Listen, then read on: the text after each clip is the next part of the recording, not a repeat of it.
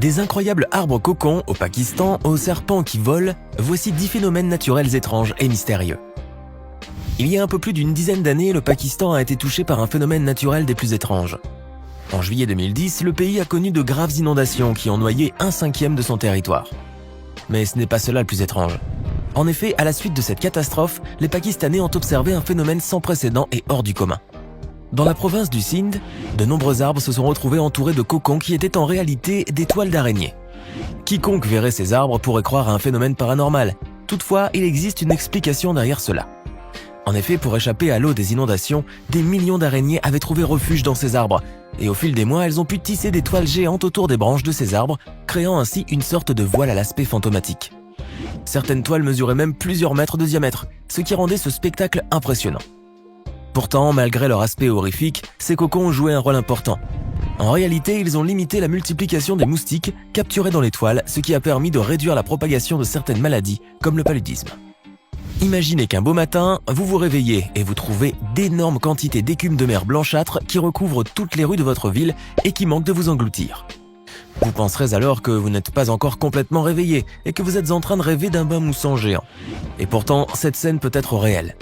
Certaines régions côtières dans le monde, comme en Australie par exemple, connaissent ce phénomène naturel où l'écume de mer devient si abondante qu'elle peut engloutir toute la ville.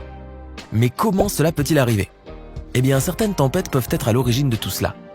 Les fortes vagues combinées aux très grandes quantités de matières organiques qui sont dissoutes dans l'eau provoquent cet effet magique. Très légère, l'écume de mer est ensuite soufflée par les vents forts. Elle peut alors recouvrir des zones entières de la ville et atteindre plus de 3 mètres de haut par endroit. De quoi créer de véritables bains moussants en plein air. Cette vidéo vous plaît? Alors n'oubliez pas de mettre un pouce bleu, de vous abonner à la chaîne et d'activer la cloche pour recevoir toutes les notifications et ne rien rater de nos prochaines publications. On continue. Qui d'entre vous a déjà vu des rochers bouger tout seuls? Personne? Vous ne me croirez peut-être pas alors si je vous dis qu'il existe vraiment des pierres qui peuvent se déplacer sans l'intervention de personne. Voici les roches de Racetrack Playa, un lac asséché situé dans le parc national de la Vallée de la Mort en Californie. Leurs mouvements et les longues traces qu'elles laissent derrière elles sur le sol du lac sont l'un des phénomènes naturels qui ont suscité l'intérêt des scientifiques pendant près d'un siècle.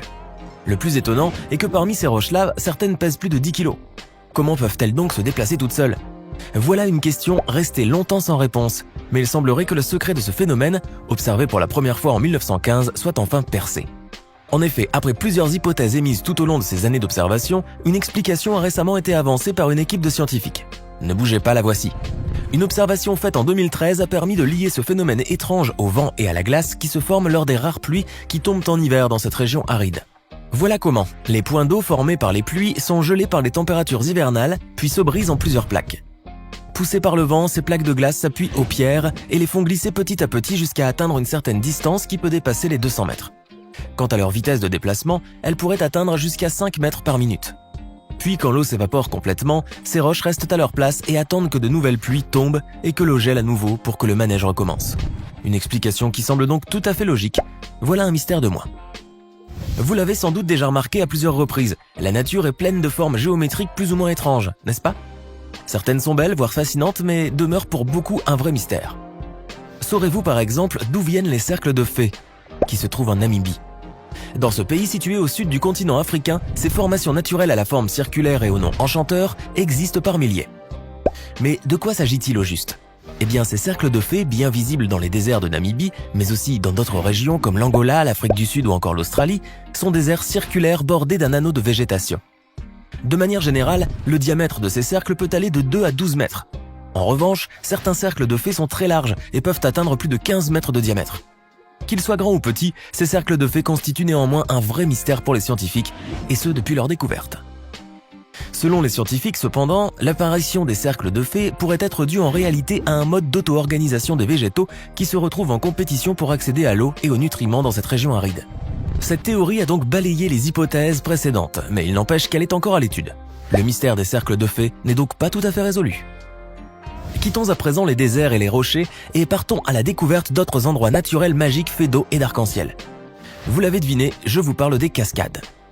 Ces chutes d'eau sont un magnifique tableau de la nature, mais certaines sont encore plus extraordinaires qu'on ne le croit. Voici par exemple les chutes Victoria. Situées à la frontière qui sépare la Zambie du Zimbabwe, elles figurent parmi les plus grandes chutes d'eau du monde, avec leurs 1700 mètres de largeur. La beauté de ce paysage et les magnifiques arcs-en-ciel qui se forment quand la lumière du soleil se réfracte dans les gouttes d'eau attirent les touristes et les amoureux de la nature des 4 coins du monde. Mais saviez-vous que des arcs-en-ciel peuvent se former même la nuit dans les chutes Victoria? Eh oui. Ces arcs-en-ciel nocturnes, appelés moonbow, font leur apparition à la tombée de la nuit et se forment grâce à la lumière de la lune. Il s'agit d'un phénomène naturel incroyable et impressionnant qui ne se produit que dans de rares endroits dans le monde. Certes, ces arcs-en-ciel lunaires peuvent paraître pâles et moins colorés, contrairement aux arcs-en-ciel que l'on connaît, étant donné que la lune ne fait que refléter la lumière du soleil et perd donc en intensité. En revanche, ils peuvent être bien visibles les soirs de pleine lune. Voilà pourquoi le site est ouvert aux visiteurs durant cette période quand la lune est bien brillante et quand le ciel est dégagé. Toutefois, le mieux serait d'observer l'arc-en-ciel lunaire juste après le lever de la lune et avant que celle-ci ne monte trop haut dans le ciel. Si un jour vous avez l'occasion de visiter les chutes Victoria les soirs de pleine lune, ne ratez pas ce spectacle naturel magique. Imaginez à présent que vous nagez tranquillement dans un lac ou dans une mer à la tombée de la nuit. Vous remuez vos membres dans l'eau et tout à coup, vous voyez des milliers de petites choses s'allumer et briller à la surface de l'eau. Cela vous effraie ? Ne vous sauvez pas car il s'agit en fait d'un phénomène tout à fait naturel. En effet, cette lumière est due au phytoplancton bioluminescent qui vit en suspension dans l'eau et qui produit de la lumière à partir de l'énergie chimique. C'est le mouvement de ces organismes vivants qui provoque l'apparition d'étincelles ou d'halos bleutés brillant dans l'obscurité et créant l'un des plus beaux spectacles naturels au monde. Un simple mouvement de la main pour agiter l'eau vous permettra de vivre cette expérience magique dans certains endroits du monde, comme par exemple à Krabi en Thaïlande. Vous avez certainement déjà entendu parler du lac Hillier, une magnifique étendue d'eau d'un rose vif qui se trouve dans l'archipel de la Recherche, au sud de l'Australie occidentale. Vu d'en haut, le lac Hillier offre un spectacle impressionnant. Mais d'où vient cette magnifique couleur rose bonbon? Eh bien, ce lac salin abrite des micro-organismes qui sont à l'origine de sa magnifique couleur, selon les résultats d'une étude qui ont été révélés en 2016. On a longtemps suspecté la Dunalélia salina, une espèce d'algue qui peut tolérer une forte concentration en sel, comme étant responsable de la couleur du lac Hillier. Cependant, les chercheurs ont découvert que les halobactéries, une famille de bactéries qui vivent dans les milieux extrêmes comme les milieux à forte salinité, pourraient être à leur tour responsables de la teinte de ce lac. Par ailleurs, le lac Hillier représente une autre caractéristique bien étrange. Sa couleur ne change pas. Contrairement à d'autres points d'eau roses qui existent dans le monde, comme le lac Redba au Sénégal dont la teinte peut varier d'une période à l'autre, le lac Hillier, lui, reste rose toute l'année. Il existe un phénomène tout aussi fascinant dû aux bactéries aquatiques, les bulles de méthane cristallisées. Cela se produit quand les bactéries expulsent des bulles de méthane issues de la décomposition des restes de plantes ou d'animaux. Ces bulles vont ensuite se cristalliser sous l'eau gelée et créer un beau spectacle. On peut observer ce phénomène magique dans les zones les plus froides du monde comme au Canada par exemple. Dans la région de l'Alberta, le lac artificiel Abraham attire de nombreuses personnes qui viennent admirer ces magnifiques colonnes de bulles prises dans la glace. Attention toutefois, car aussi belles soient-elles, ces bulles de méthane sont très dangereuses. D'ailleurs, les chercheurs et les sauveteurs ne cessent de mettre en garde contre ces bulles. Savez-vous pourquoi? Eh bien tout d'abord, le méthane est un gaz très inflammable. Mais le vrai danger est plutôt d'ordre climatique. Le méthane est un gaz à effet de serre, ce qui veut dire qu'il a un impact sur le réchauffement climatique. Or, plus la température de l'eau augmente, plus la quantité de méthane libérée de ces bulles augmente elle aussi. Vous comprenez maintenant pourquoi ces bulles sont si dangereuses pour le climat? À présent, habillez-vous très chaudement, équipez-vous comme il faut et surtout, n'oubliez pas vos appareils photo, car ce que nous allons découvrir tout de suite est l'un des plus beaux spectacles naturels féeriques qui existent.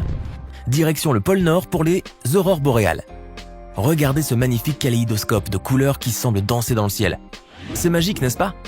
Mais savez-vous comment sont formées ces aurores polaires? Eh bien, ce phénomène lumineux se produit en haute atmosphère grâce à une interaction entre les particules chargées du vent solaire qui viennent se briser dans le champ magnétique terrestre. Pour pouvoir observer ce phénomène époustouflant, il faut aller aux régions qui sont situées dans l'hémisphère nord comme l'Islande, le Groenland, l'Alaska ou le Canada, entre autres. À condition que le ciel soit noir et parfaitement dégagé. En Islande, par exemple, c'est surtout en automne et en hiver, sur la période qui s'étend de septembre à mars, que l'on peut observer ce panorama. Les aurores polaires sont également visibles dans l'hémisphère sud. Elles sont alors appelées aurores australes. Bref, si vous avez la chance d'observer une aurore polaire, boréale ou australe, n'oubliez pas de prendre quelques photos souvenirs. Et nous terminons avec un autre phénomène naturel qui a longtemps suscité l'intérêt des scientifiques du monde animal, les serpents volants. Vous ne le saviez peut-être pas, mais hormis les serpents qui vivent sur la terre ferme et ceux qui vivent dans l'eau, il existe également des serpents volants. Eh oui, mais n'allez pas imaginer qu'ils possèdent des ailes. En réalité, ces serpents volants vivent dans les arbres, dans les forêts d'Inde et d'Asie du Sud-Est. Pour se déplacer d'arbre en arbre, ils se lancent dans les airs et volent, ou plutôt, ils planent, jusqu'à arriver à leur destination. Mais comment font-ils? Eh bien, c'est la réponse qu'une équipe de chercheurs a réussi à trouver en filmant des serpents volants grâce à une caméra à haute vitesse. Les mouvements captés grâce à des détecteurs placés sur le corps des serpents ont permis d'identifier deux types d'ondulations, l'une horizontale et l'autre verticale. Par ailleurs, il a été découvert que ces serpents écartent leur côte pour aplatir une partie de leur corps, ce qui leur donne une force aérodynamique nécessaire pour pouvoir voler. Ce sont donc tous ces mouvements combinés qui permettent aux serpents volants d'onduler dans les airs sans tomber et d'atterrir là où ils veulent, sans se blesser. C'était 10 phénomènes naturels étranges, mystérieux, curieux et fascinants à la fois. Certains ont tenu en haleine la communauté scientifique pendant très longtemps, tandis que d'autres peut-être demeureront un mystère. Mais dites-moi, parmi ces phénomènes naturels, lesquels vous ont le plus émerveillé? Laissez-nous votre réponse dans les commentaires. Hey! Mais savez-vous que nous avons des centaines d'autres vidéos disponibles pour vous? Commencez immédiatement une nouvelle vidéo en cliquant sur l'une de ces deux propositions et à demain, même heure, même chaîne pour de nouvelles découvertes.